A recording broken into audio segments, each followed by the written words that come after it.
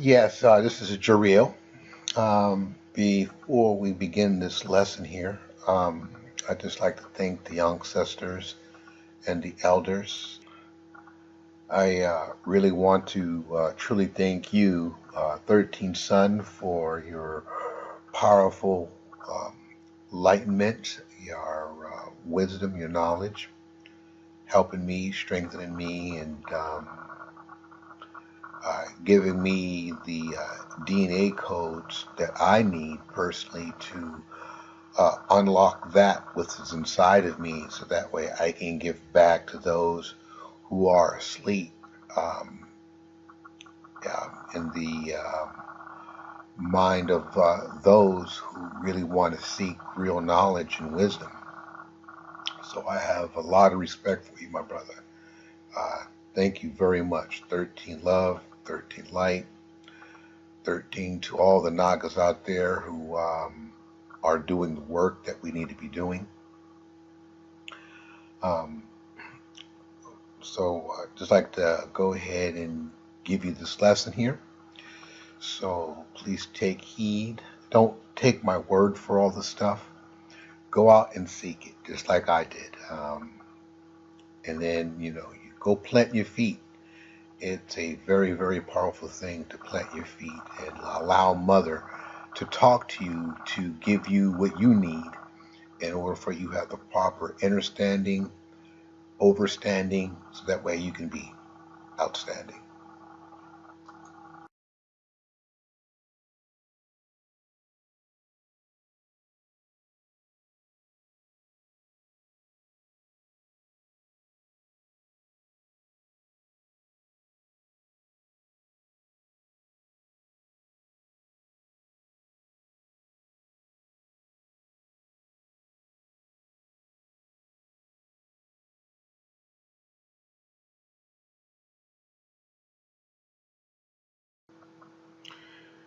This is a cosine and a sine wave formula for a solution of spiral.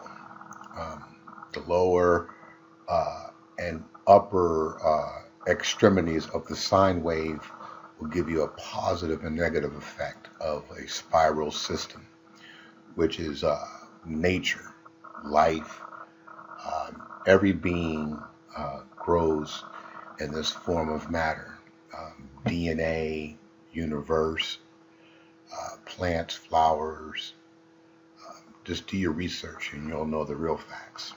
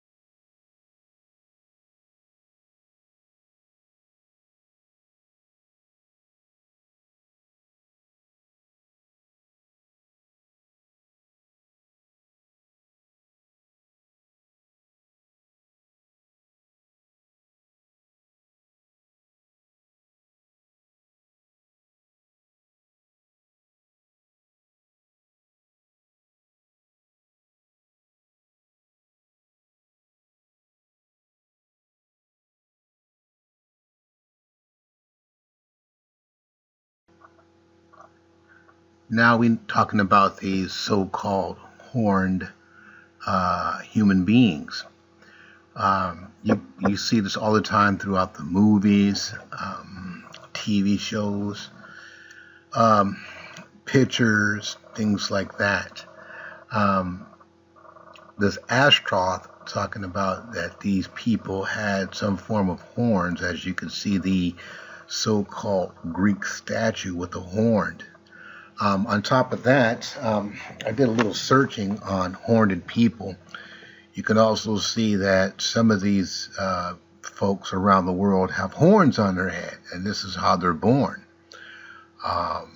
So there's a truth coming out according to what's being written. Now, whatever the original title was, that's really no significance. While the same Ashtaroth that they have translates to Ashtar. Ashtar was known to be a quote-unquote goddess of eternity. She's also renamed Esther in the Bible, or Easter, as in, the Easter Bunny. The same Ashtar that we're talking about is also related to the Pleiadians. Now, this is coming from their tongue, not coming from mine now. This is coming from their tongue, saying that they are also Pleiadians. You can look at the image that I posted there, and you can see that the so-called Pleiadians are pig-skinned. So why is there a character looking like this Jesus dude up in there? They ain't going to let that image die off for some reason or so, but you can see from there what's going on. The next thing, too, if you really look at the rotation of the planets, from my understanding and from my deep research and studies, there's no such thing as a sun hanging out there right now. And I can easily say this: everything that we are reflects everything outside. We have a cold inside, the earth has a cold outside. We sneeze and have runny noses, we are storming in our body system, it storms outside of ourselves. The other thing too is that when we cry and pour out our tears, the earth pours and cries out her tears, which is the rain. So anything that we do with inside of ourselves, the earth reflects that who we are with inside ourselves. So since we are not equally bonded to each other as a so-called race, therefore mother is not bounded to us. This is why she's in crisis. This is why we're in crisis. There's no coincidence in this kind of thing. When you look back at your right eye would be the sun, and your left eye will be the moon. We have a solar plex. That's the center part of our bodies. That's the sun, the solar plexus, that solar power. So that's our gut feeling. So that gut feeling is the sun within inside of ourselves. This is why when we have temperatures where we sweat at 96 degrees, get it? 96 degrees.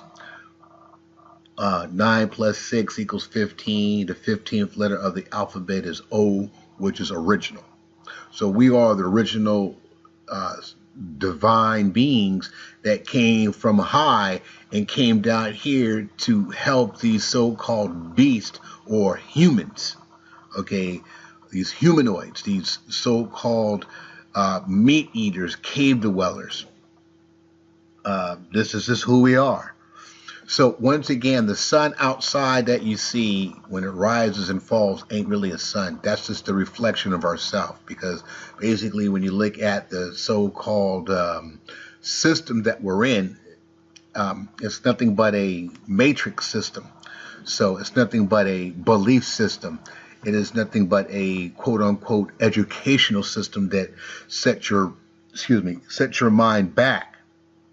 So if someone is trying to teach you backwards, and therefore how come they can't go forwards? Unnatural. This is why we're in so much problems with each other, because we're not really growing within our mindset. In this next section of part 2 of 3, I want to let you see how this model Basically, it's explaining how everything is spiraling. So remember, life spirals. It grows up with nature. And so that same spiral system is always eternal because it's always going up, up, and up. It's always ascending. We were taught that the rotation of the earth and the sun just goes in a complete circle, which means that it repeats itself. So if something is caught in a circle, a 360-degree circle, it's always repeating itself. So it keeps going around and around and around. Same thing with repentance. If you're a Christian out there and if you're learning that you need to repent from something, that means you keep on going back to the same thing that you're doing. So you're caught in a circle. So therefore, if you're caught in a circle, where's growth? There's no growth at all. That means you're stuck. But if you cut a line on that circle and you stretch that circle out, so in other words, if you draw a circle, okay, and you cut a line in the circle, and that circle is stretched up, then you can ascend. You can keep on spiraling up. Spiral, spiritual. So spiritual is being one with nature, not one with someone is trying to tell you.